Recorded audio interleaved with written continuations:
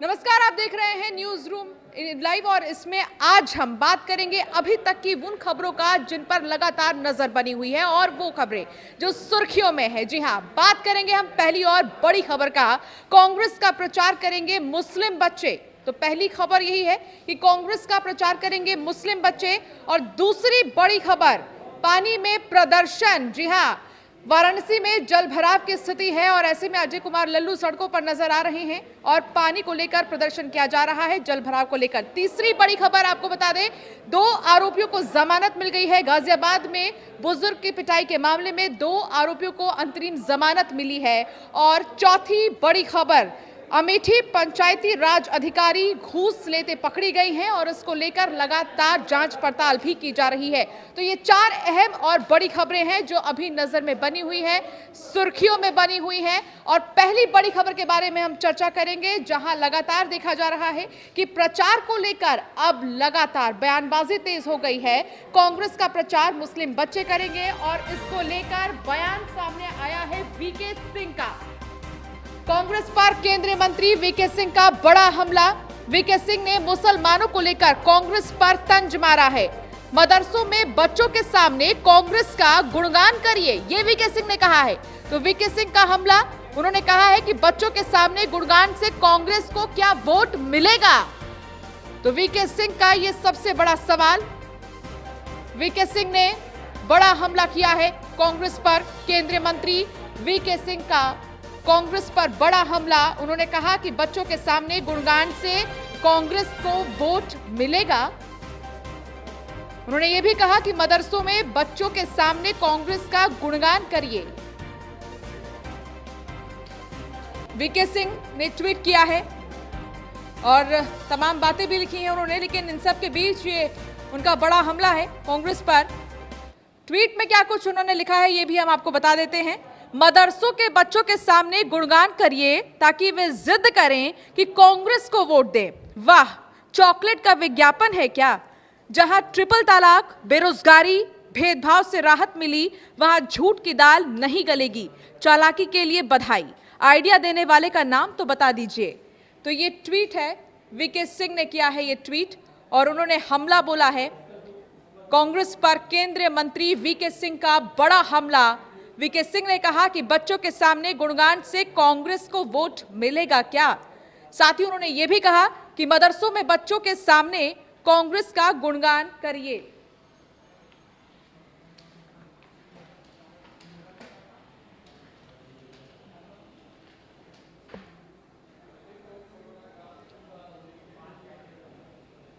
और इस मामले में गौरव हमारे साथ, हमारे संवाददाता जुड़ गए हैं। गौरव, क्या जानकारी मिल रही है? वीके सिंह ने जो ट्वीट किया है, आखिर इसके मायने क्या समझे हम?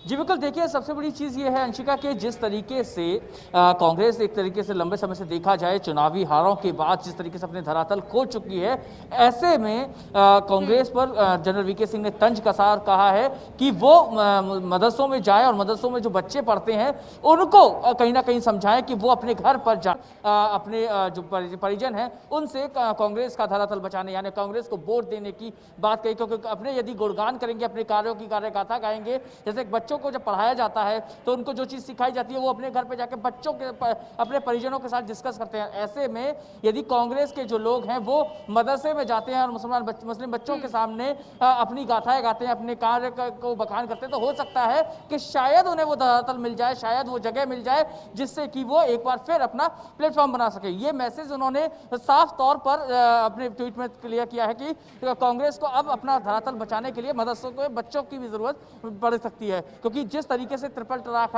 का मुद्दा था जिस पर भारतीय जनता पार्टी ने काम किया और कई ऐसे मुद्दे थे जिस पर जो मुस्लिम वर्ग की महिलाएं हैं, लोग हैं, वो पीड़ित थे, उस पर जो भारतीय जनता पार्टी का कार्य है उसकी वजह से अभी तो फिलहाल जो कांग्रेस के लोग हैं उन्हें धरातल नहीं मिलेगा, उन्हें वोट बैंक नहीं मिलेगा। और ऐसे में अपना वोट बैंक बनाना चाहते हैं तो बच्चों को लुभा ले, बच्चों को फंसा ले, तो कहीं ना कहीं उनके कहने पर सवाल ये भी है कि जैसे चुनाव आते हैं वैसे ही हर किसी को धर्म याद आने लगता है और धर्म की राजनीति होने लगती है। लेकिन क्या धर्म की राजनीति करते करते कांग्रेस अपनी नैया पार लगा पाएगी?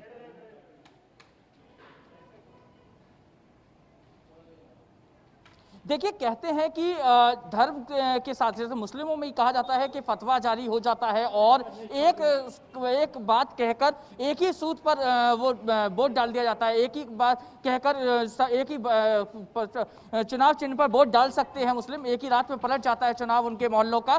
तो ऐसे में हो सकता है कि अपना धरातल, जो कि पिछले कई चुनावों में देखा गया है कि कांग्रेस के जो लोग हैं, कांग्रेस अपना जनाधार बचाने में भी नाकाम साबित तो होती नजर आती है। तो ऐसे में जो मुस्लिम कम्युनिटी के जो लोग हैं, शायद वो लोग इस चीज ठीक है को गौरव, ठीक है गौरव, बहुत शुक्रिया इस तमाम जानकारी के लिए।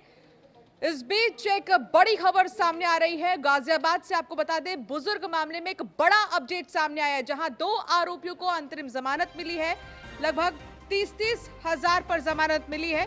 2 आरोपियों को अंतरिम जमानत मिली है। सद्दाम और इंतजार को 30 हजार पर जमानत मिली है। गाजियाबाद से बड़ी खबर, बुजुर्ग की पिटाई मामले में बड़ा अपडेट सामने आया है और 2 आरोपियों को अंतिम जमानत मिली है। 2 आरोपी सद्दाम और इंतजार हैं और इन दोनों को ही 30 हजार पर जमानत मिली है। तो बड़ा अपडेट, बुजुर्ग की पिटाई में बड़ा अपडेट सामने आया है। वीडियो आपकी टीवी स्क्रीन पर है, आप देख सकते हैं आखिर किस तरीके से बेरहमी से इस बुजुर्ग को पीटा जा रहा है। बुजुर्ग गुहार लगा रहा है उसे छोड़ दिया जाए, रो रहा है, गिड़गिड़ा रहा है, लेकिन बावजूद एक ना सुनी गई।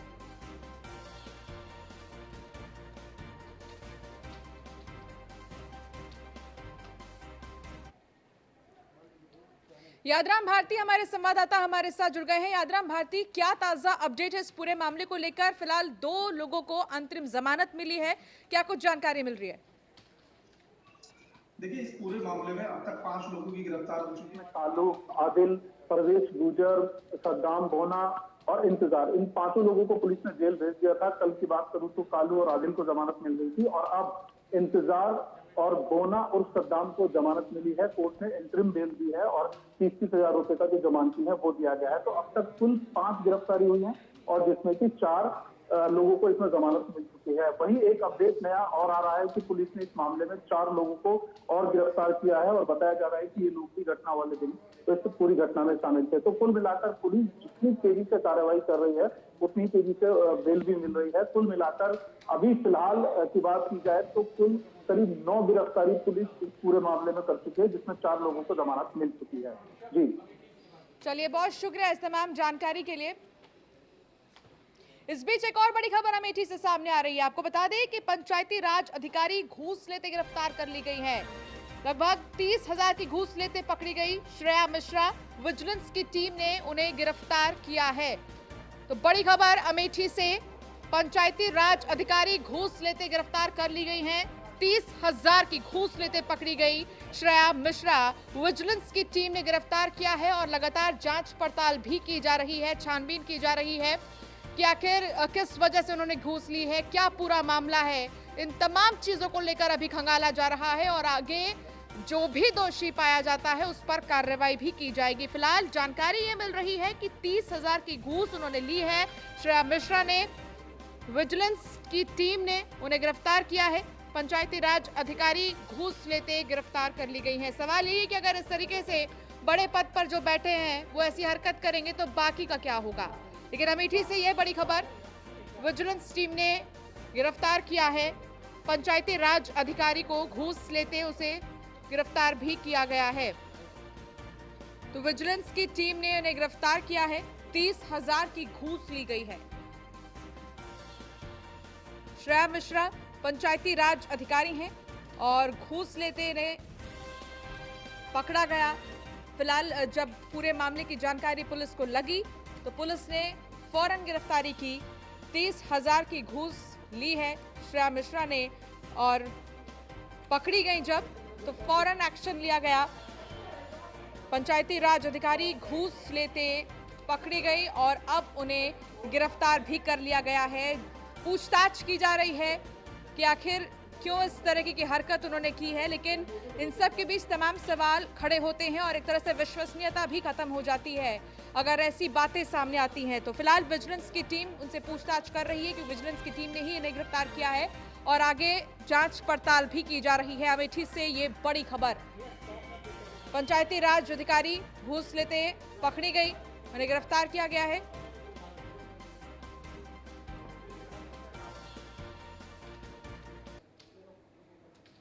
हंसराज हमारे संवाददाता हमारे साथ जुड़ गए हैं। हंसराज, क्या जानकारी मिल रही है? विश्वसनीयता खत्म हो जाती है जब ऐसे ऊंचे पद पर बैठे लोग इस तरीके से घूसखोरी का काम करते हैं और जब पकड़े जाते हैं तो फौरन सारी चीजें सामने नहीं आती हैं।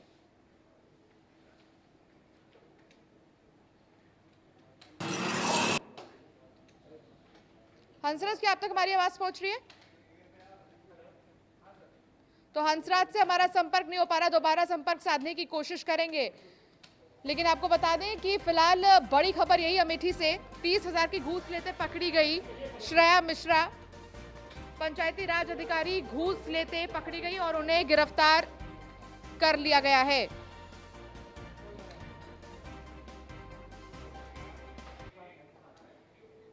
और इस बीच नोएडा से बड़ी खबर सामने आ रही है, जहां डाटा बेचने वाले 4 आरोपियों को गिरफ्तार किया गया है। जी हां, नोएडा से बड़ी खबर, डाटा बेचने वाले 4 आरोपी गिरफ्तार कर लिए गए हैं।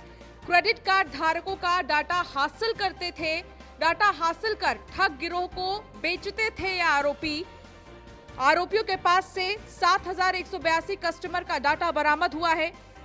आरोपियों के पास से कई कागजात भी बरामद हुए हैं।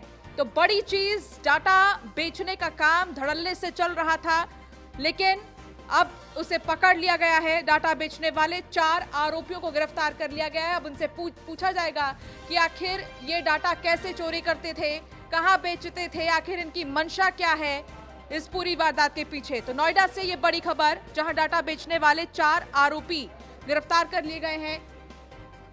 क्रेडिट कार्ड धारकों का डाटा हासिल करते थे, डाटा हासिल कर ठग गिरोह को बेचते थे ये आरोपी। आरोपियों के पास से 7,182 कस्टमर का डाटा बरामद हुआ है। आरोपियों के पास से कई कागजात भी बरामद हुए हैं। फिलहाल लगातार इसको लेकर जांच पड़ताल की जा रही है कि आखिर ये गिरोह रहता कहां था और इनके तार कहां-कहां जुड़े हुए हैं। तो डाटा बेचने वाले 4 आरोपी जिन्हें गिरफ्तार कर लिया गया है, सिद्धार्थ, पुनीत और नदीम इनका नाम है। फिलहाल इनसे पूछताछ की जा रही है कि आखिर ये इन डाटा का करते क्या थे, क्या मंशा है, कैसे ये डाटा चुराते थे, किन चीजों को देखते हुए ये डाटा चुराते थे।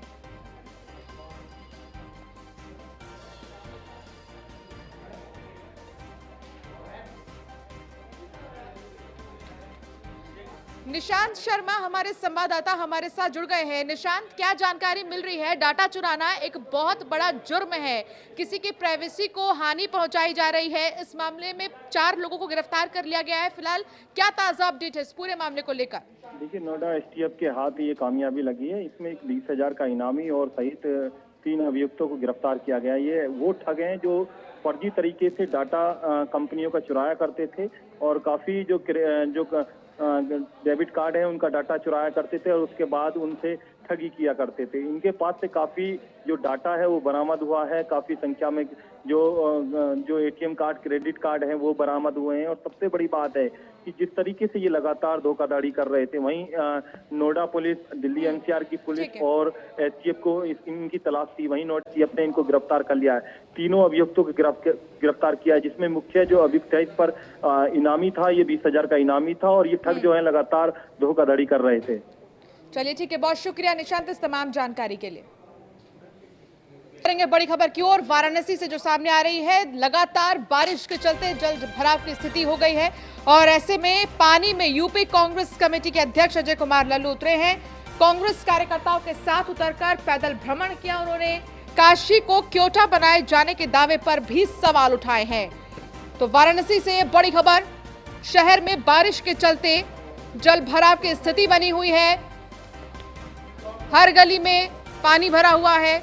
पानी में यूपी कांग्रेस कमेटी के अध्यक्ष अजय कुमार लल्लू, तस्वीरों में आप देख सकते हैं अजय कुमार लल्लू यहां अपनी टीम के साथ पहुंचे हैं सड़कों पर और भ्रमण कर रहे हैं। सवाल भी उठाया है उन्होंने भारतीय जनता पार्टी पर कि काशी को क्योटो बनाए जाना था, लेकिन क्या स्थिति हो गई है। अब हर जगह पानी ही पानी है और हर गली में जल भराव की स्थिति है।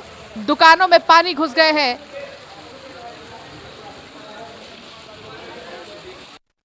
बनारस को क्वेटो बनाने का सपना मोदी जी ने दिखाया और आज केवल फोटो तक सीमित रह गया।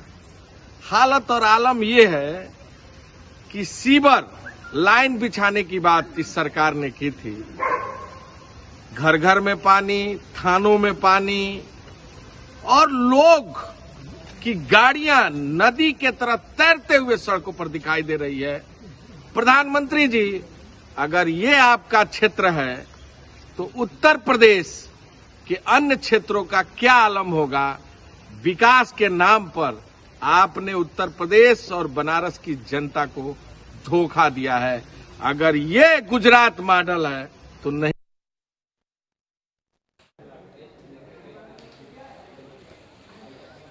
सुजीत पटेल हमारे संवाददाता हमारे साथ जुड़ गए हैं। सुजीत, क्या जानकारी मिल रही है, क्या कहना है अजय कुमार लल्लू का? भारतीय जनता पार्टी पर निशाना साध रही है कांग्रेस पार्टी की। क्योटो बनाने का दावा किया था, क्या हालत हो गई है वाराणसी की? जी बता दें कि भारी बारिश के बीच वाराणसी पहुंचे थे कांग्रेस के प्रदेश अध्यक्ष अजय सिंह लल्लू, और जब लल्लू ने पहुंचे और जल जमाव देखते उन्होंने एक व्यंग कसा है भारतीय जनता पार्टी और प्रधानमंत्री के ऊपर कसा है कि क्योटो बनाने का जो सपना दिया था वाराणसी को, ये क्योटो है। उन्होंने खुद पैदल चल के पानी में देखा, जो कमर तक की पानी थी उस पानी में उन्होंने उतर के, और जो सुबह से अभी तक मूसलाधार बारिश हो रही है उस पानी में निकल के उन्होंने प्रधानमंत्री और मुख्यमंत्री पे तंज कसा है। जी बिल्कुल, आप ठीक कह रहे हैं और ऐसे में बहुत जरूरत है इस चीज पर ध्यान देने की, क्योंकि एक तरह से संसदीय क्षेत्र है प्रधानमंत्री का, और अगर ऐसी स्थिति रहेगी तो सवाल तो उठेंगे ही। बहुत शुक्रिया इस तमाम जानकारी के लिए। और इस बीच बुलंदशहर से एक और बड़ी खबर सामने आ रही है। बुलंदशहर की खुर्जा नगर पालिका बोर्ड बैठक में चेयरमैन पति के बोल बिगड़े हैं। चेयरमैन पति ने सभासद से गाली गलौज की है। सभासदों का आरोप है चेयरमैन पति से जान माल का खतरा है। नगर पालिका खुर्जा चेयरमैन पति का गाली देते हुए वीडियो भी वायरल हो रहा है। नगर पालिका खुर्जा की बोर्ड बैठक स्थगित कर दी गई।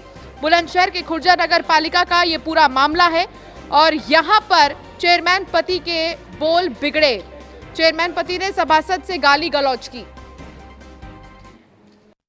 नगर पालिका की बोर्ड मीटिंग थी और ईओ साहब के जो सूचना पर सभी यहाँ एकत्रित हुए थे बोर्ड मीटिंग में, और बोर्ड मीटिंग कर रहे थे। इतनी देर में ही बाहर जो है चेयरमैन पति प्रांगण के अंदर ही आकर अपने गुरुओं के साथ सभी को धमकियां देने लगे कि मैं तुम्हें मरवा दूंगा और अगर तुमने मेरा बोर्ड पास नहीं करवाया तो। सभी को धमकियां दी और गालियां दी इन्होंने। फिर क्या हुआ? अब जो हम सभी सभासद कोतवाली में उनके खिलाफ तहरीर देने आए हैं जिससे कि हमें न्याय मिल सके और हमारी जान माल की सुरक्षा।